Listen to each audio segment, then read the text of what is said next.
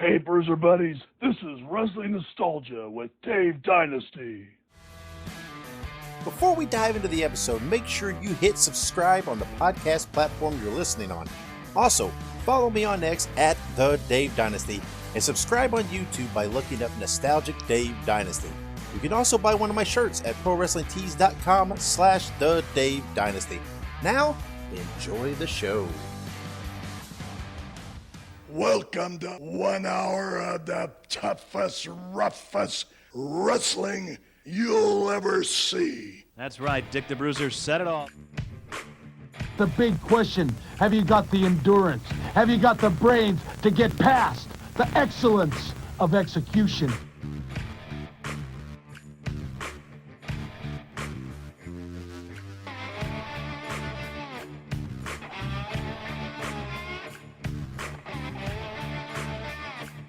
The reason why Axe and myself were put on this earth is to demolish people. Bobby Heenan, that is a very good-looking sport coat you've got on. Yeah, and I paid for mine. Mine isn't government issue. Hello, everybody. Lance Russell and Dave Brown right along ringside. And by golly, we're ready to go with another big week of championship wrestling. Greetings, wrestling fans, and welcome to Wrestling Nostalgia. I'm your host, Dave Dynasty. Thank you for joining me for yet another episode. How's everybody doing out there? I am doing super duper. On October 3rd, Wrestling Nostalgia, the podcast, celebrated its 9th anniversary. So thank you to all of you out there on social media who gave me congratulations. It was pretty exciting to pass that mark. So onward and forward to hit that 10-year mark next year should be fun. How's everyone enjoying the Halloween season so far? We are in October now. I'm a horror fan. I'm a Halloween fan. I enjoy this stuff year round, but how's everybody else doing out there now that we're within October, within the official month of Halloween? Hopefully everybody's decorating, having a good time, eating lots of good candy, etc., etc. So, all right, let's move on. My guest for this episode is Geordie Day, the director of the documentary Nevermore, The Raven Effect. So let's take a break. And when we come back, I will have that interview with Geordie Day. Hey, you bums, we have to take a quick break. Filsinger Games is a tabletop cards and dice game company that has enjoyed success for over 3 decades. Their first game was Champions of the Galaxy and was released in 1986. Champions of the Galaxy is a tabletop game that features professional wrestling over 100 years in the future. Humans, aliens, and monsters battle in the Galactic Wrestling Federation for belts. Legends of Wrestling features officially licensed wrestling cards featuring stars like Ted DiBiase, Jimmy Snuka, Harley Race, and many, many more, including game sets for independent promotions. Each match takes place in real time. The action is fast and furious, and all the things that happen in pro wrestling, like cage matches, outside interference, 3-man tag matches, they also happen in the games. You have the opportunity to run your own wrestling promotion involving either real life stars or fictional characters of the future, or you can mix and match both. Visit filsingergames.com for more information and to order the games today. That is Filsinger Games, FILSINGERGAMES.com to order now. If you like horror movies, be sure to check out Dave Dynasty and Ike Isaacs on the Listen to Their Screams Horror Podcast. It is available on all podcast platforms and on social media at Listen to Screams. That is Listen, the number 2 in Screams.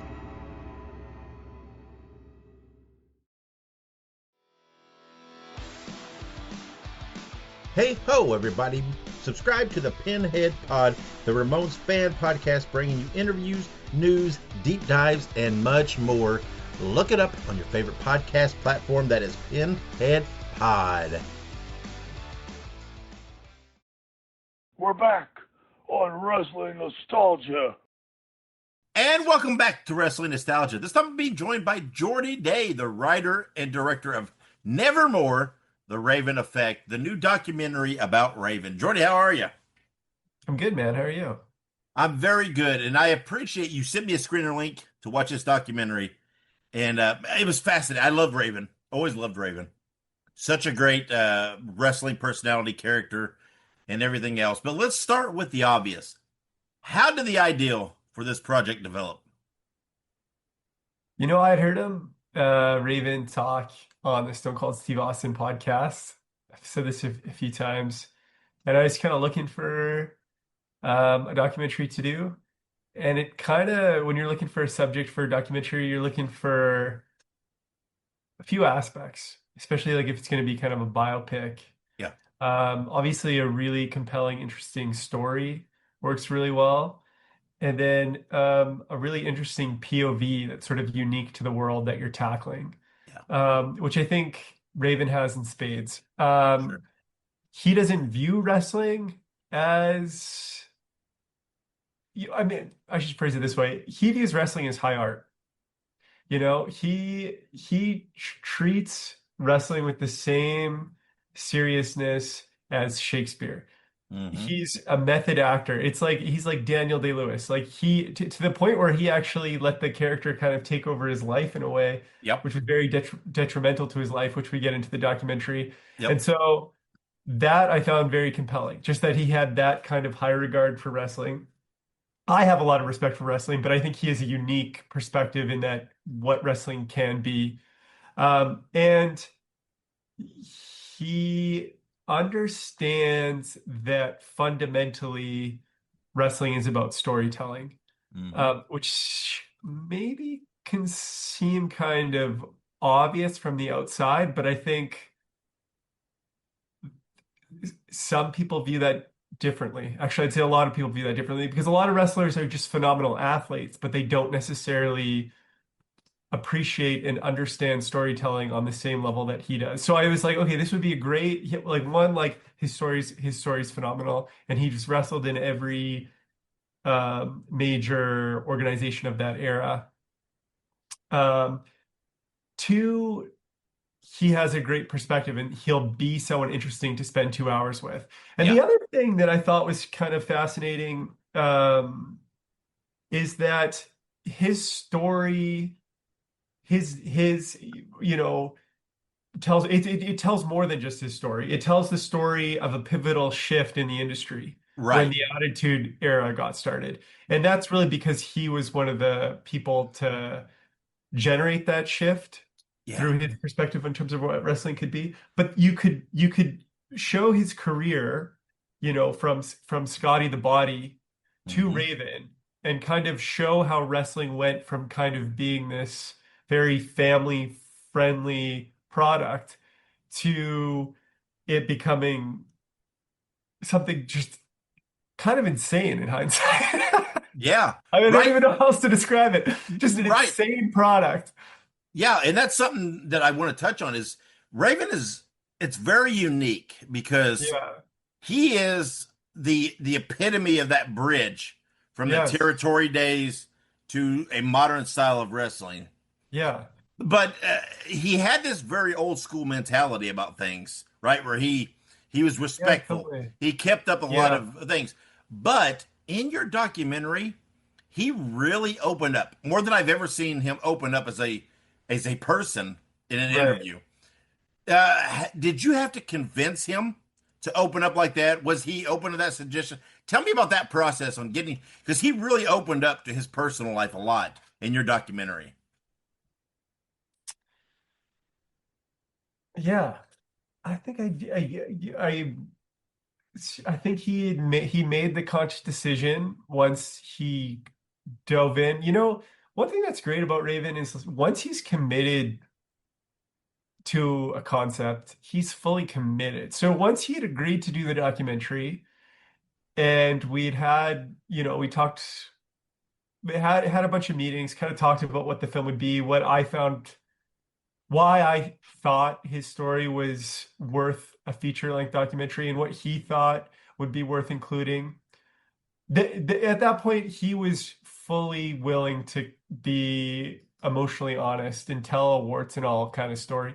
And the doc isn't necessarily always flattering in terms of like who he was in certain periods within his life. And I have to give him credit that he just was willing to go there, and he was fully aware that that's kind of what he was signing up for. And he just wanted this story to be honest. Yeah, it's really fascinating, right? Because again, like I said, he's done shoot interviews, he's done lots of stuff, but I don't think he's ever opened up like Yeah, he did with you. And right. he's very unique. When you talk about wrestling characters, person, he is a unique wrestler because at the core, he's very old school, right? He's committed, Yeah, he's protective of his character and his approach. That's how he was trained. That's how he was raised yeah, within the business. But like we talked about, he was this. It was this odd bridge between the old yeah, and the new, right. and I know what you're and saying. it's weird because it's like I don't know. With I mean, he obviously we hear all the stories about Raven and the Mensa, IQ and everything else, and Yeah. how we all know that. I don't know that there's anybody but Scott Levy who could have fit into this role to bridge the old to the new the way he did. Yeah. Yeah, for sure. And I think like that's kind of what I found sort of fascinating. There's a lot of pulling back the curtain these days. Yeah. But there's you don't hear wrestlers that often talk about like essentially being like a method actor, like Yeah. pulling from their own emotional experiences and where the character comes from and trying to bring that pain on screen. Wrestling's rarely treated with that level of um, reverence, really. Hmm. And it takes a mind, and I don't think he's the only one that does that. He certainly, I think, did it as well as anyone else ever has, probably Sure. in terms of creating a three-dimensional character. But it takes a mind as bright as his to be able to convey that. Hmm. And like a certain, yeah, and a certain like bravery, because I think not everybody wants to open up that way and, talk about their family history and talk about where their emotional pain comes from. But he was more than willing, and it is just he just is a fascinating guy. Like He is. on paper, he was the exact opposite of who Raven was, like at least optically, in Yeah. terms of where he was at when he invented that character. In a lot of ways, Yeah. he was a popular jock in high school. He was Right. the man. He was a Marine. He looked like a bodybuilder.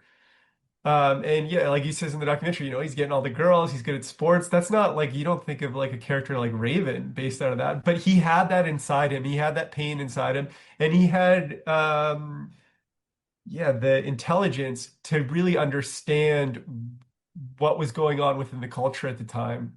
Yeah. And he was able to tap into that. He got like, okay, I see what Nirvana is doing. I Hmm. see what Alice in Chain, Soundgarden. I see what these guys are up to, and we can tap into this within the wrestling world and create something kind of special here. Yeah. And it's almost like it's weird because it's almost like he had the wherewithal to know, hey, I'm seeking this acceptance from my father, in particular with him. Yeah, And I'm getting that acceptance through other things, right? yeah, Whether it be women or my friends right. or now the wrestling business. And it's almost like though he was doing this thing, but yet he was aware of that, which Yeah, it's peculiar because you don't see that a lot, and everything else. And one thing that I found super amazing when watching your documentary is that Raven seemingly kept like all of his memorabilia. I mean, right. he was pulling out boots and shirts and from very Yeah. early on. And that was very wild. Um, Obviously, that had to be a very helpful aspect to you making this documentary that he had all this stuff. Yeah. Yeah, that's cool. I mean, I don't actually know. I'm not sure how unique that is. It's like sitting in like it's sitting in basement storage. He's not the kind of guy that has like a trophy room with like Yeah, yeah. he's in many ways he's kind of moved on. Like he still is involved in the wrestling industry, but in terms of um he's not living in the past. He's not living in the Hmm. glory Yep. years. Right. He's not that kind of guy.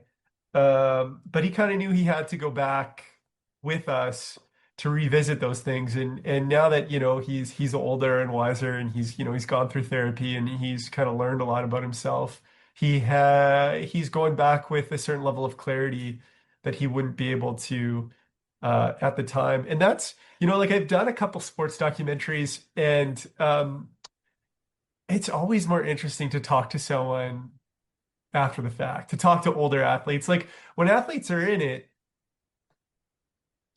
they don't have the perspective necessary to make as emotionally deep a film as we made. And I've seen that with other sports as well. Like it kind of tackled hockey is like when you're like, 10 years removed and you have lived some life, you can kind of look at what happened and kind of have that perspective. But when you're in it, it's just too like, you're traveling all year, you're in the midst of it. Yeah. Yeah. Was Raven, was he uncomfortable at all digging into the past? Because I'm assuming a lot of this is stuff he's not seen or talked about in a while. Did he seem uncomfortable at all bringing this stuff up? Yeah, some of it for sure. He's talked about this. He has Parkinson's, so he has a tremor in his hand, and when he gets stressed, that tremor comes out. And there was a couple moments where that would happen. I think there are certain moments in his life that are certainly painful to revisit. He understood why we were doing it for the sake of the film, but I don't think it was easy for him. Yeah, and he admitted in the documentary, right, that his memory is not the greatest, right? Yeah. Because multiple reasons. Was that an issue at all for you? I mean, because he does seem very bright, and his recall seems pretty good. Was there ever any moments where that memory thing provided an issue for you as a filmmaker? No, it's more of like probably like more like a short-term memory thing. Okay. Like in terms of recollection on the career, he was pretty good. Yeah, it seemed like it. Yeah. Yeah. I mean, I didn't experience that. I think, yeah. No, he was pretty good.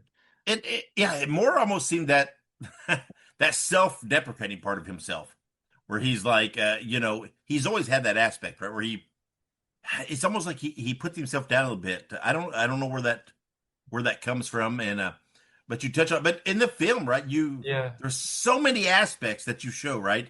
Like in at the convention, on the road, and everything else. How much filming did you do with Raven? I mean, were you just following him around like constantly?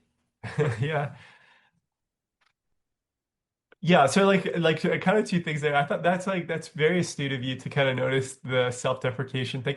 I think that's just like a sense of humor thing, and like that is kind of just who he is. And like sometimes you'd kind of ask him about something or ask him to elaborate on something, and it's very like, yeah, it was all right. And it makes you wonder, right? You need to give me more than that. It makes you wonder where that line between Scott Levy and Raven blurs, right? With that self-deprecation. It's right, yeah. It's that, where does the character separate from the man? Which is very blurred. That's almost the him. Thesis of the doc. Yeah, exactly. That's kind of what we play with, is where the character. And you're right. Like, I mean, like you couldn't really make that film with any other wrestler, because I just don't think any other wrestler. I'm sure I think that happens with other wrestlers for sure. Like, yeah. They start going by the wrestler name, and like that line I'm sure gets blurred, but I'm not sure to quite the same extent that it occurred with Raven, just because that character was three-dimensional, and that was really his ambition, was to create a three-dimensional character like you'd see in movies within the world of wrestling. And that's not necessarily typically the goal with other wrestlers. So that's what was kind of fun to play with within the movie. And in terms of like how much we shot with him, I mean, we shot for a while. It was like over the course of maybe like 2 years, but like it's not like I was filming with him all the time, but it was just like big events. Like there was this scene where he did this indie show that we kind of essentially cut. Like you basically only end up seeing kind of the most interesting stuff, or the stuff that really fits within the thesis, so to speak. Yeah, and with such an intelligent, such a captivating kind of guy, Yeah. how difficult is it to pick what to put in and because you have to cut, right? You have to make time as a filmmaker. How difficult is that? That's almost seems to have to be a Sophie's choice of, do I cut this? And I mean, how much? I guess my point is, what are the gems left on the cutting room floor with Raven? Is there a lot out there? Yeah, there's a few. Like there's a few really cool stories. Like we had like and I think we're coming out with like a DVD, and I'm sure like I still maybe we can repurpose some of this stuff so that fans can still see it because there's so much like captivating, interesting stuff. But like for instance, like we had a section on like the riots in ECW that I was like, oh, this is really interesting, but it just didn't really like fit within the story. Yeah. Things like that where I was like, this is incredible stuff. Like this is like really, really interesting, but just didn't really work within the context of the movie.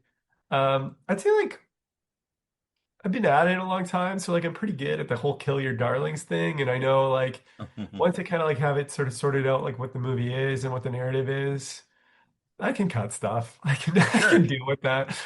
Yeah. And like you mentioned, and we talked about, right?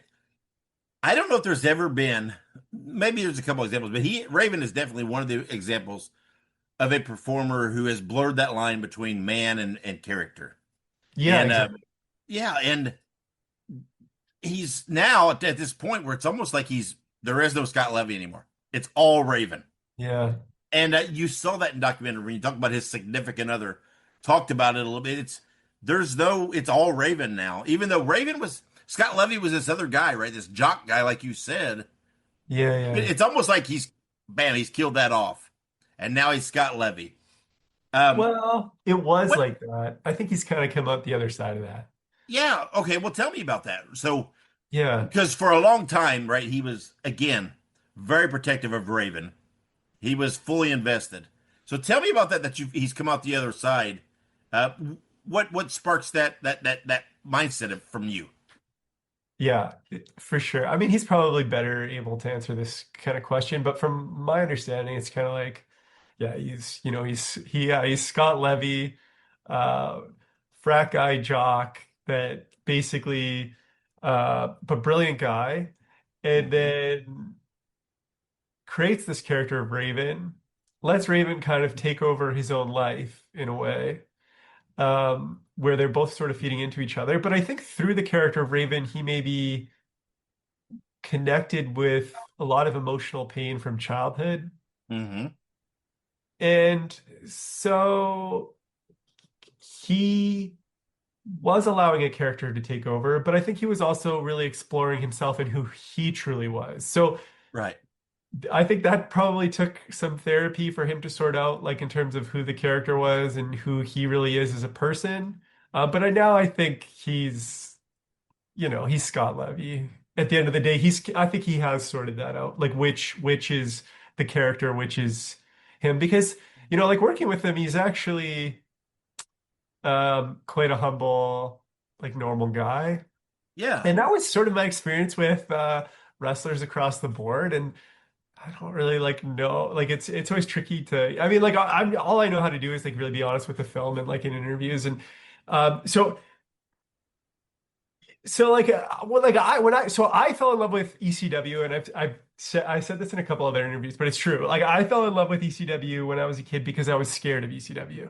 Okay. I've heard people talk about and when NWA came out, rappers, and they said I was scared of NWA and I liked that. I was afraid. I thought that if I met them, they'd beat me up or something. And I kind of felt like that about ECW. My family was friends with the Hart family. I grew up in Calgary, Alberta. So I knew that wrestling was a work. But I thought when I watched ECW that the lines of that were very blurred. I was okay, maybe it's work, but that was real. He actually beat him up. He actually slashed him with with a real weapon. How do they fake that? And even if it is a work, these guys are insane. So I was kind of scared of them all. I was scared of Tommy Dreamer and Sandman and Raven, and it just looked so violent on TV and so extreme. I mean, it was. Sure. And then you meet Tommy Dreamer, and he's the nicest guy ever. Yeah. He's a girl dad, such a good person, mentors every wrestler, Raven's like that. He watches all these matches, he gives back. Diamond, DDP, I think people know, but DDP is the coolest, nicest guy. RVD is if you need anything, it was the nicest group of people I'd ever worked with on any documentary. So that was sort of surreal. Like, I guess you'd expect, like, I mean, it kind of makes sense that you need to be agreeable and like smart and,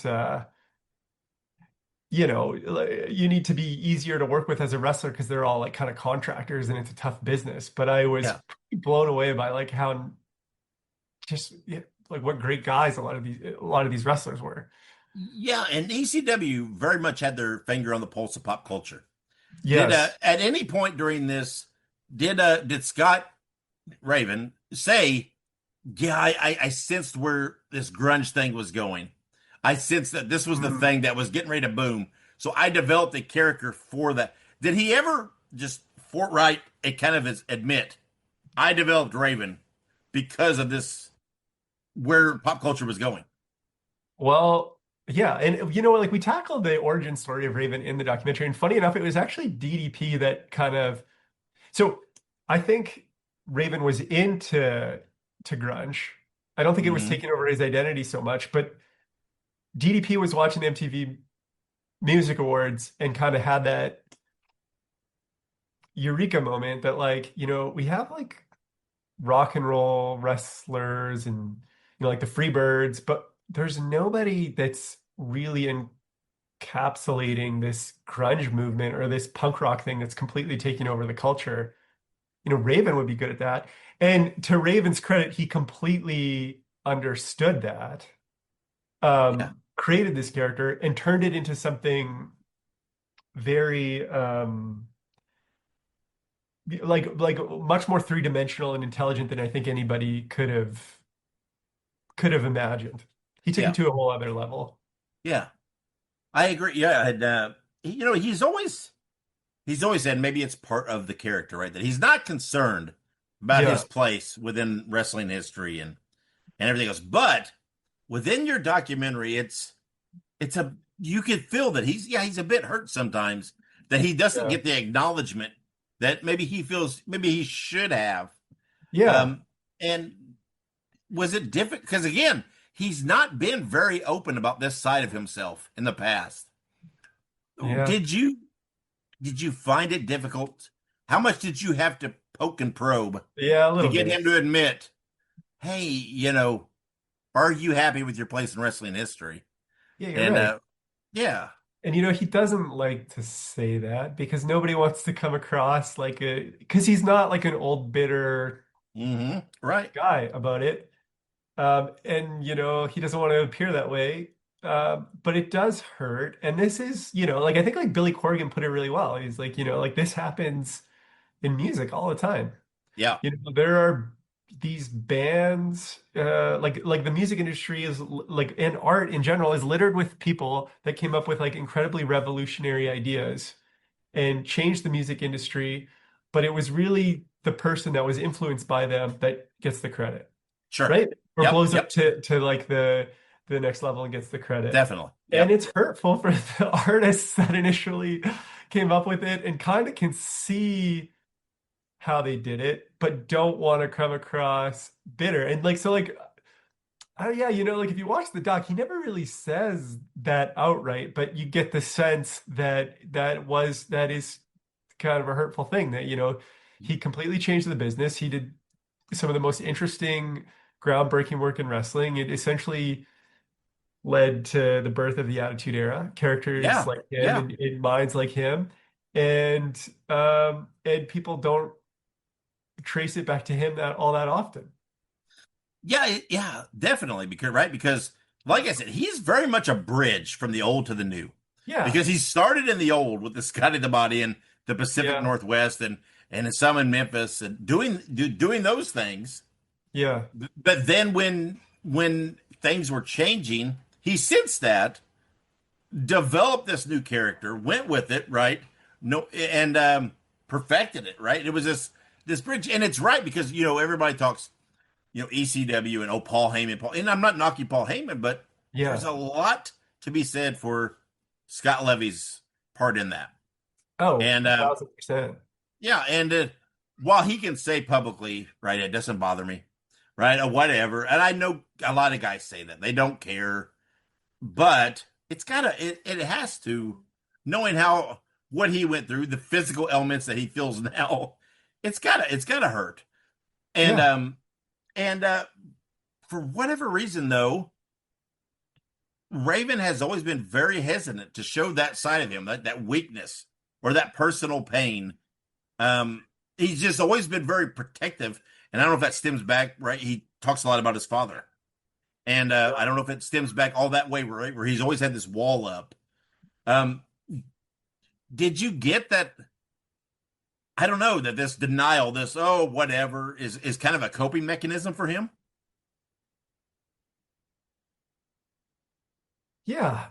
I mean, I think there's nothing wrong with coping mechanisms. Like, sure, you have to, in life, you have to decide which narrative that you're going to latch on to. We all have to do this. I mean, I think that's essentially what therapy is like, you know, they help you carve out a narrative that you can live with. Therapist said that once to me, not my therapist, but a friend that's a therapist. Yeah. That's essentially what therapy is. And I was like, yeah, that's right. Like, I that makes sense to me.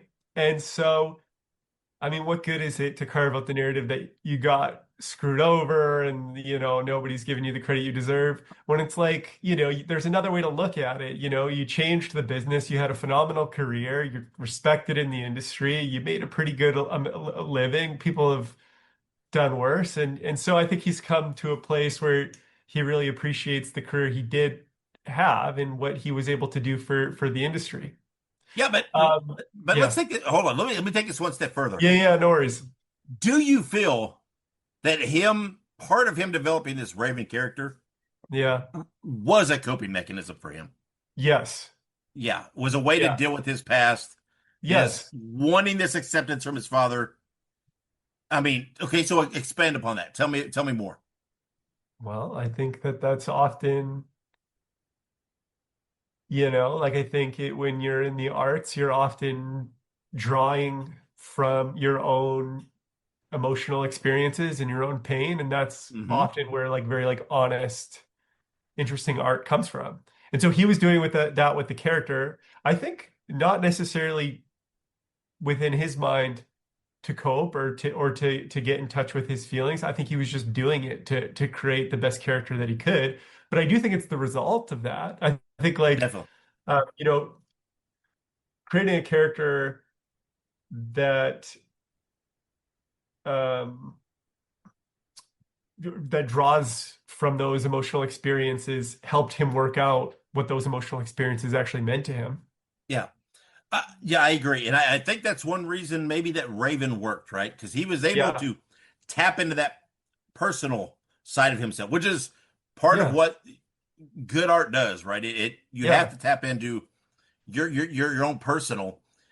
Do you feel, though, as a filmmaker, I mean, because I do, but do you feel satisfied that you showed those layers of Scott Levy and what he's drawing from and this pain that maybe inspired the Raven character and what he is?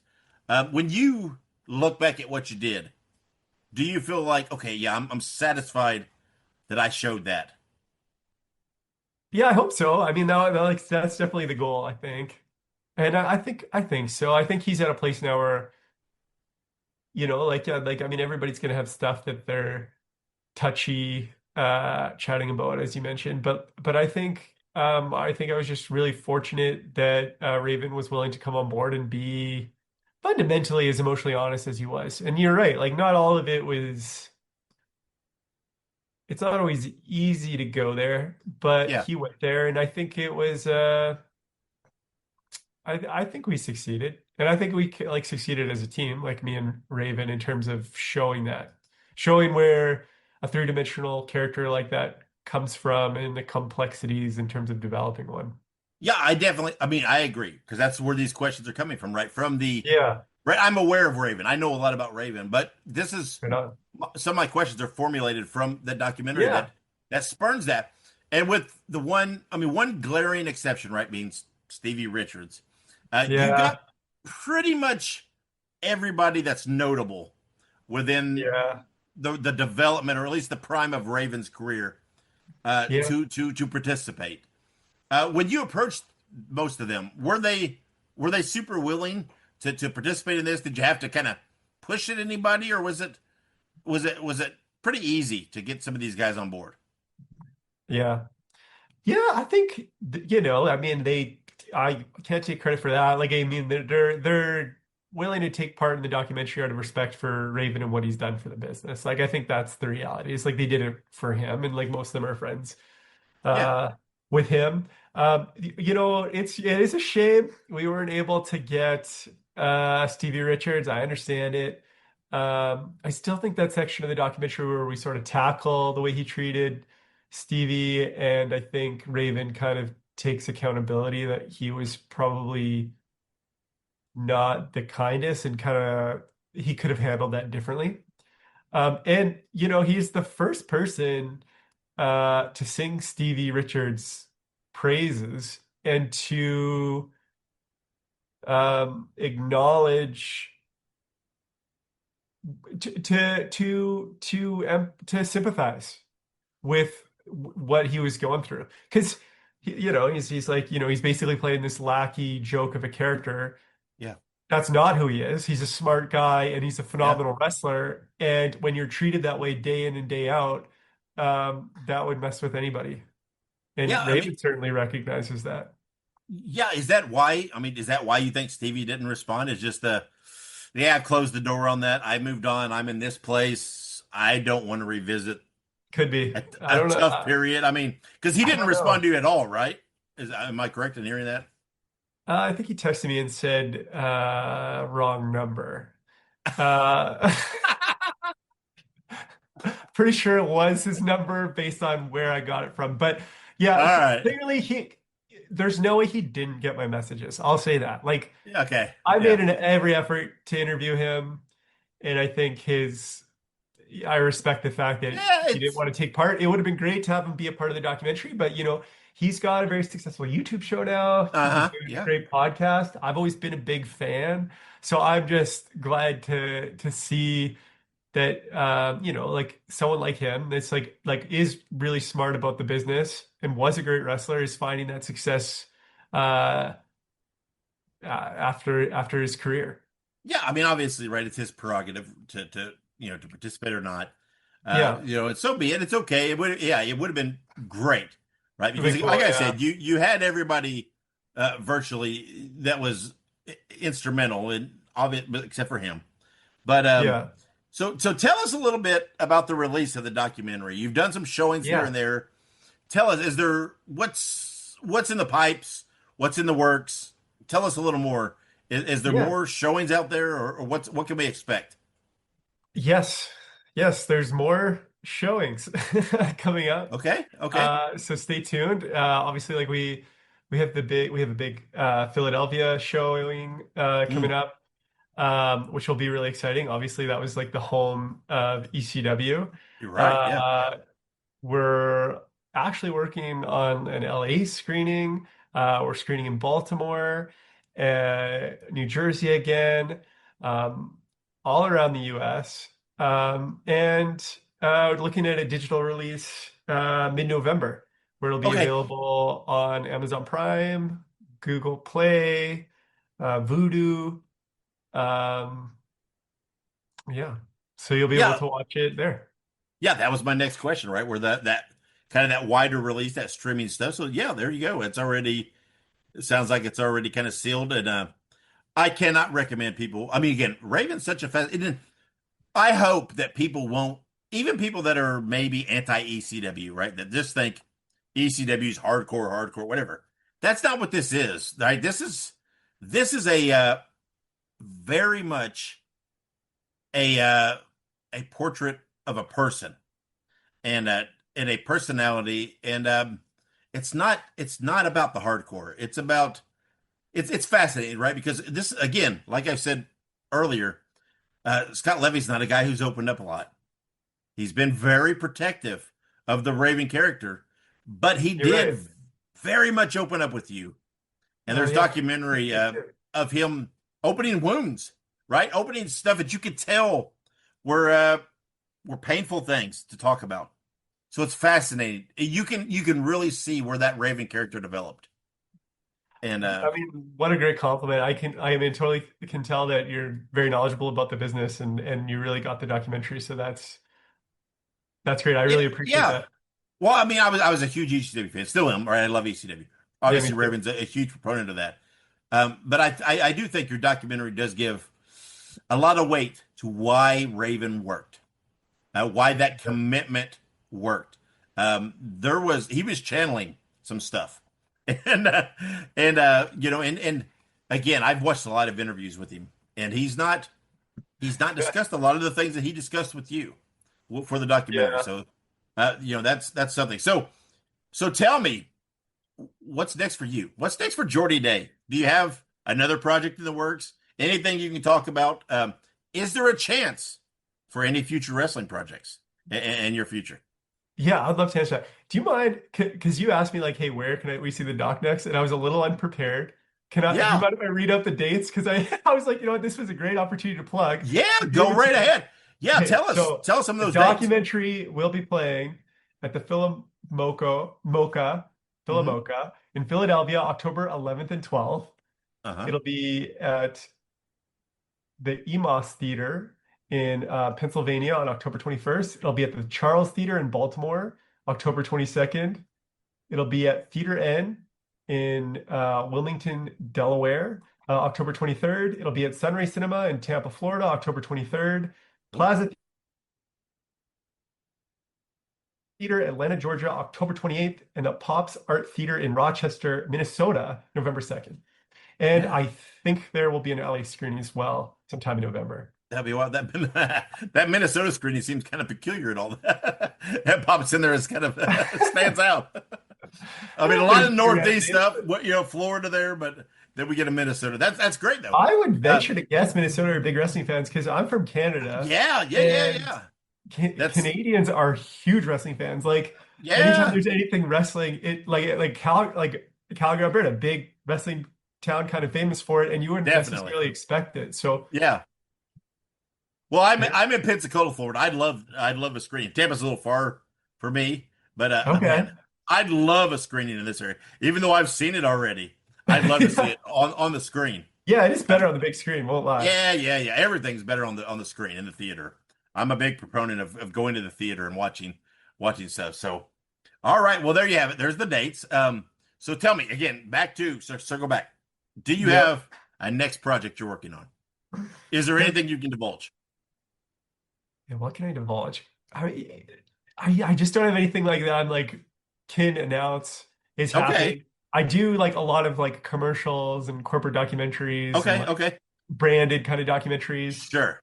So I assume that's what's paying the bills, right? That's kind of how it works. Yeah. But there is a couple potential features around the corner.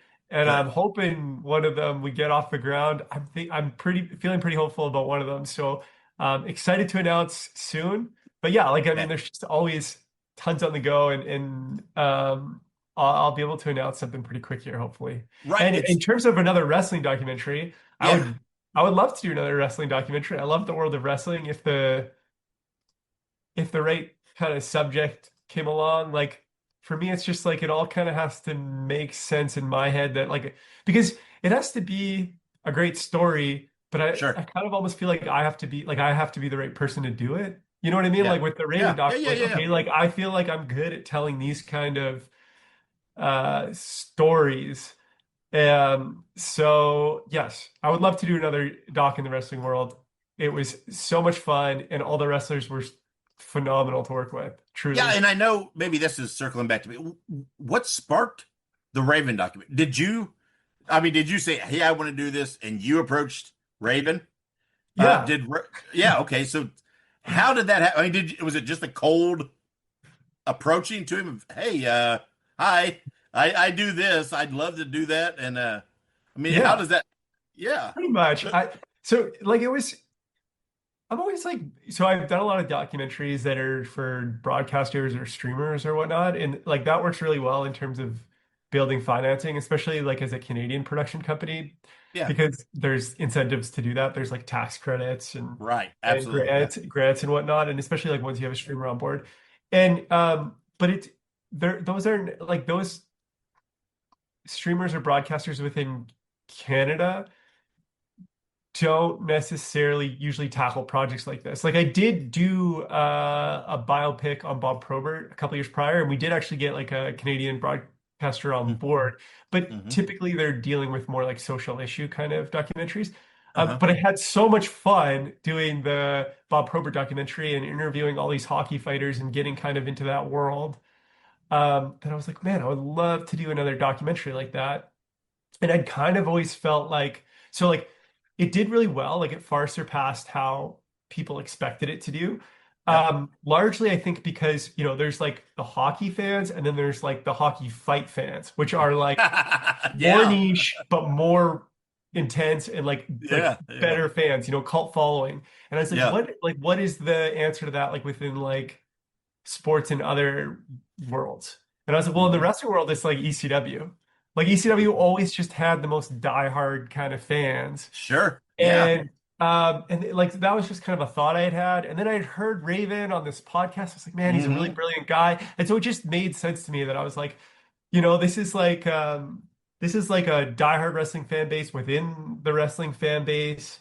And I think this guy is such a brilliant mind for the business. I would just love to do something with him. So I reached out and I was like, hey, like if you want to chat about maybe doing a documentary, let me know. We talked on the phone and I think he was sort of like skeptical that I could get off the ground. And I was like, no, like we'll just make this thing. Like we can just do it. We can get started right away. And he's like, all right, like I guess we'll see how it goes. And then we just kind of proved that we could. And like I think once you done a little research and realized that I wasn't just like crazy person, like I had a bit of a resume and had gotten some projects off the ground, he was a little bit more open to working with me. Yeah, well, it is a great documentary.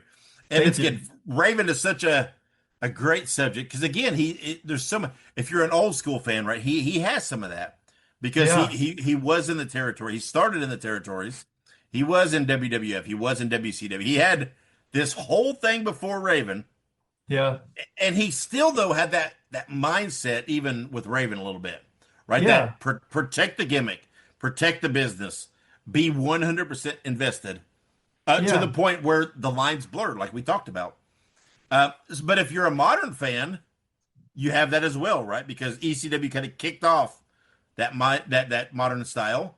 So he had that as well. I will always say that Raven was the wild, weird bridge between the old and the new. That's exactly who you want to be in art, though. Like it was so mind-boggling to me that like he looked at his career as like a failure in any way. Like all my favorite bands are that. Yeah. Do you know what I mean? Like, yeah. You know, whether it's, you know, in punk rock, like the Ramones or like the Talking Heads. I like love the Talking Heads. Like I love these like bands or artists that like shook up the world. And I didn't care if someone was the biggest act in the world. Like like that's like being like you wouldn't rather be the Backstreet Boys than than I don't know. And that's what he did, right? You want to be Nirvana. You want to be like the cool, interesting art, not just the biggest art. And so when I was a kid, like I looked at ECW as that. I was like, ECW was so much more interesting than what WWF is doing. And I think a lot of the wrestlers looked at that that way too. So I hope in hindsight he can appreciate that he was doing the cool, interesting art that was like punk rock. And who cares if it wasn't like, who cares if he wasn't WWF champion? It's cooler to be like the revolutionary artist. Right, because I love the punk rock thing because he was totally right. He had the corporate job with WWF, right? He was a writer. He was there. He had, like he mentioned in the documentary, I had health benefits. I had all this stuff, but I wanted to wrestle. So he stepped away from that, from the sure comfort thing, and stepped out and wanted to do something different because he wanted to do this. That I'm telling you, you know what? Whatever the case may be, that's very punk rock, right? That's I'm going to do my thing.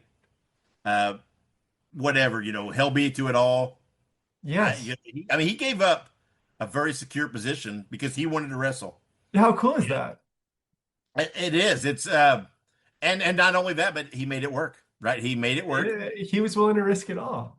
Yeah, and Yeah, and he talks about some disappointments and this and that and whatever. But that's an artist, right? There's always the what ifs.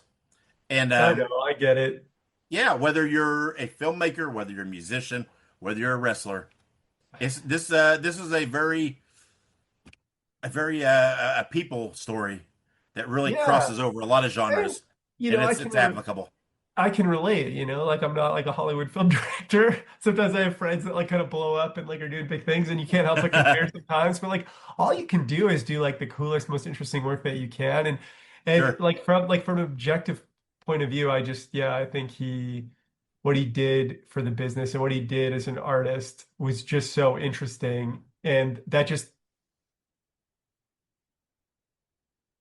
than being the mainstream. So Yeah. Well, I will say, no matter what, I do agree with him. I don't think he gets quite enough accolades for what he meant to the business. Me neither. The bridge he was. And I do think, it would be nice to maybe see him out there a little more acknowledged, but maybe it won't happen. But that's okay. I hope he appreciates that. There's a lot of fans that are very appreciative of what he did. And I hope he can. I hope he's content in that, and at this point in his life. But again, it's a great documentary, a great subject. I think again, you really got him to open up more than I'd ever seen.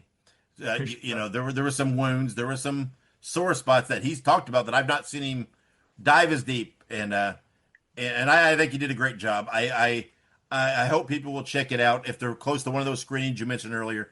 Hopefully they'll go see it. If not, hopefully they're watching later in the fall for the streaming and the video on demand stuff, and they'll buy it. Like I said, I got to see it thanks to you, but I'm looking forward to. I'd like to watch it again. And it will definitely be something that I think I'll purchase because I want it in my digital library. Appreciate that, and hopefully if you're near a city, like I know, like people don't think of like. But I think with documentary, a lot of times people are like, "Oh, I'll wait to see it at home." But this is a fun theater movie, like it is. And I'm not just saying that; like it plays like a rock concert. It's like rock music, start to finish. He's a punk rock. Well, he doesn't like me saying that. He says he's grunge, but like I view his story as a punk rock story. So like I view this is a punk rock story. It's like it's rock music. It's loud. It's fast. It's like fun stories, and I think it's fun to see in a crowd. So if you have the opportunity to check it out, I hope you do watch it that way. I will always. I like punk. I like grunge. I will always say grunge it's punk. It's just the next. Kurt Cobain said they were a punk band, so I don't see why I can't. No, I mean, come on. If you listen to Nirvana, I mean, the early Nirvana it's just flipper. I mean, it totally is. I think of them as a punk rock band myself. And me too. It is. Grunge is just it's like new wave. It's the commercial aspect of punk. And yes. And I don't mean that in a negative way. I'm just saying. No, grunge is just the growth of punk. But yeah, so it's been a lot of fun talking to you. I hope people will go out and see this stuff. Wrestling fans are suckers for this kind of stuff, right? They love documentaries. They love biographies and everything else. Yeah, because they're smart. Absolutely. Wrestling fans are fucking smart. They are. That's why it's intimidating. Contrary to what people, thank you. Contrary to what people say. Scary. Oh, I know. Well, that's what made the documentary exciting. Because I was like, this is a smart guy who's smart about wrestling. Wrestling fans are smart. They're gonna get this. Like I made it for wrestling fans, and it's intimidating making stuff for wrestling fans because they're smart and they are tough audiences. But I think they will appreciate a film like this. I agree. I agree. Their intelligence. I agree. I've watched a lot of stuff. I've read a lot of biography. I mean, again, I have decades under my belt of being a wrestling fan. I'm an old guy, and it was great. It's right. Thank you. You hear stories, you hear things, but I think you uncovered some things and got a side of Raven and Scott Levy that we haven't seen before. Again, I was fascinated by that. I wish we could see more of his memorabilia because I'm that kind of guy, right? I love. Where he was pulling out the Scott Levy or the Scotty the Body boots and the Scotty the Body T-shirt and stuff like that. I could watch hours of just him pulling stuff out of those totes. But it was great stuff. And again, even if you're not a wrestling fan, I think this is a good watch. I think you'll appreciate it because I really think more than wrestling, it's a story about a person. And I think there's a lot there. So, so again, thank you for making this. I'm a big fan. Thank you for coming on, talking to me. Hopefully people will check this out if they have a showing. And when it hits streaming, when it gets to that point, I hope to share that and let people know it and everything else. So in conclusion, let's wind this down. If someone is interested, right, they watch your documentary, they like what you're doing, or they've heard this, they like what you're saying, what's a way they can follow you to keep track of things you're working on and your professional life? Yeah, totally. I'm on Instagram. My handle is, I'm actually just double checking. It's like a phone number, right? You don't know because because I'm just on it. I'm on Instagram and pretty active. You can follow me at Night School, _films. Okay. And I'm always posting what we're up to on there, pretty much. All right. There you go. So give him a follow. Keep track. Hopefully, I do hope you dive into the world of wrestling again in the future. I would love to see you do something else. But whatever it is, again, knowing that you got that punk rock side, I wouldn't mind seeing you dive into something punk rock, right? Diving into something. That'd be cool, right? I would love that. I'd love to see that side too, because I'm a punk fan, so I would love to see that. But bravo, well done on this documentary. Again, I can't plug it enough, right? I wouldn't have had John if I didn't like the product. Thank you. So thank you again for coming on it. Give me the time. Everybody go follow. Watch it when it hits streaming or video on demand. Geordie, thank you for your time, and hopefully we can touch base maybe in the future if another project pops up. Awesome. Thanks so much. Hey, you bums. We have to take a quick break.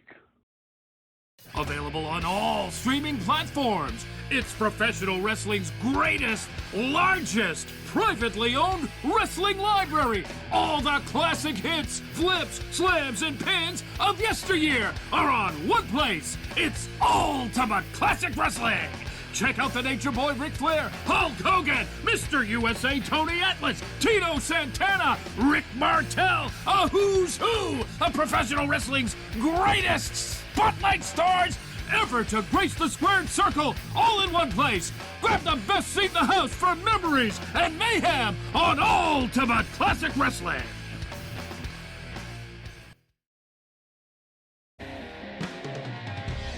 Hey guys, Ray Russell here. Lots of new stuff happening here at WrestleCopia.